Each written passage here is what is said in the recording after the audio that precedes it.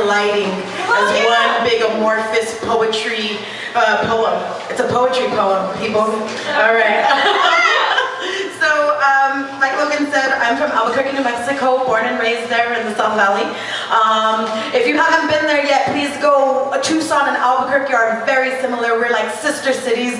We should just love each other and make friends and homeboy ships and all that good stuff and just, you know, share and express. And I'm just so impressed by all the youth poets here. I started off as a youth poet at 15 years old when there was like no youth scene. So seeing something as beautiful and as organic as you all just makes my heart leap and leap and leap. So thank you so much. And I'm gonna do some poems for you. So, thank you. Anytime that I go somewhere new or meet some new people, meet new friends, I like to kind of give a blessing to the stage. I don't know, how much time do I have? 10, 15. All right, okay. So I'm gonna do a blessing for the stage, and it's just a poem called Blessing. So anyway. So there's this angel learning to play the piano across the street from me, and through these hard walls and half-open doors adjacent from one another, I'm eavesdropping on creation, half listening.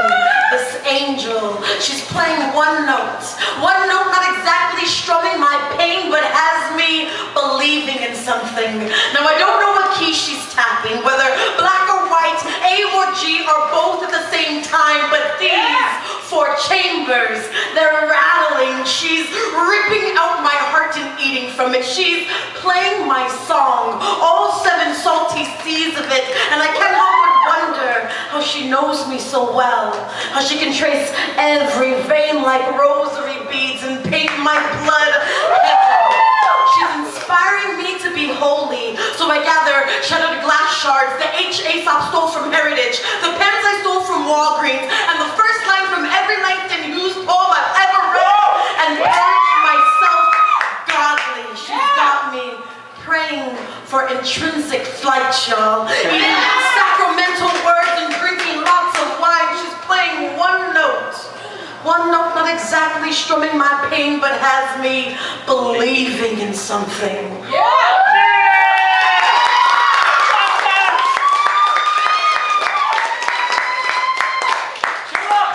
That's my set list. I have to remember what poems I know and have written, because I've written a lot, and some of them are good, so I have to keep track, not to do the bad ones. Okay.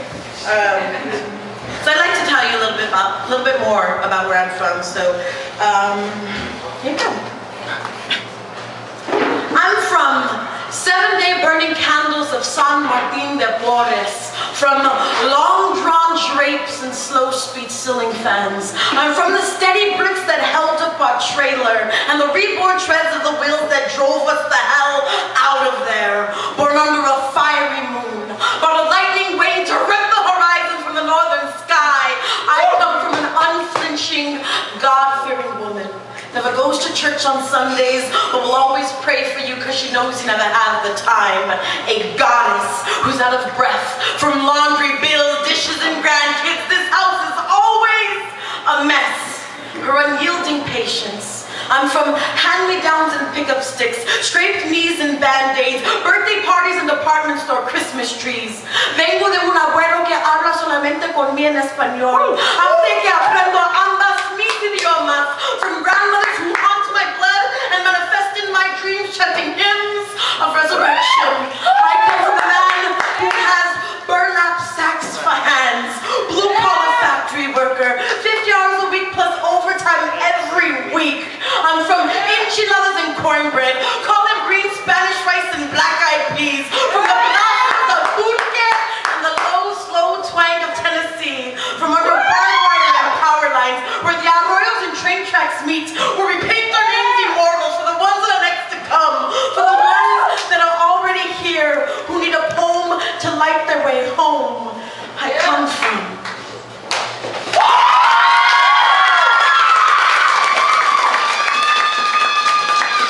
I love you guys. And I've met so many great people. I met, you know, Maya, Sarita. They welcomed me into their home. I feel like, you know, we have a whole nother family over here, so, and your noise, oh my God, my heart's like, okay.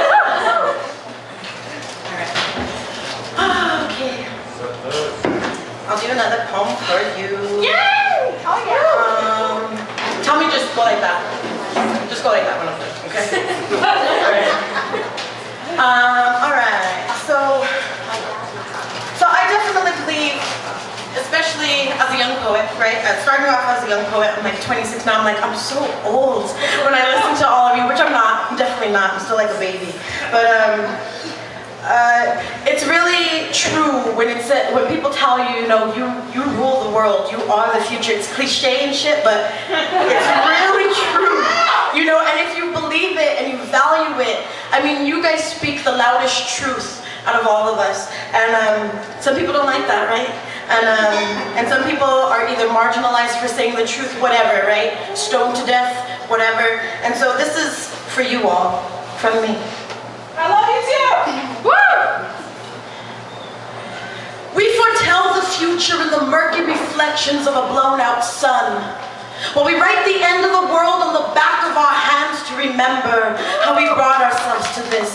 To show them, look, this is what happens. Our flesh the evidence, they'd have to believe us. We tell them, they change, wouldn't make the same mistakes and save us. We do it together. Take back television, take back thought, take back the night, take back every bad word and action we ever said or did to make you feel worthless. If taking it all back would fix anything. If we could be more than what we were, would they hear us? In the darkness that consumes them, their shadows, toxic to noon in a city that is already feeling the stretch from expanding at its center. Could they imagine their tomorrows never coming? Dreams, torn from their limbs, they kill the messengers, leaving our carrion to be picked at by scavengers, hungry for the truth. After the screams are squeezed from our throats by electric collars, and the barcodes on the back of our necks, thighs, and calves start to fester, could we muster the courage to bleed for them, offer our bodies as sacraments? Would it be worth it to save us in a world where we have been nothing more than dust to them? I like to imagine a world where noise becomes rapture of the word. This is what we learn to live on, to die with. We'd sooner slit our own throats, shove the end deep into our crackling pockets if we didn't believe it was possible to reignite the sun, breathe life into the horizon, erase hate out of DNA and love like supernova. You should have seen it. We all fell. Held on to the only things that could keep us alive, and alone we were not strong enough. Gathered our loved ones, kissed mothers on foreheads, and tried to convince the children that this, yes, was destiny. Held our last breath deep in our bones, so we began to float while the children, bloated with fear, kicked us and called us cowards.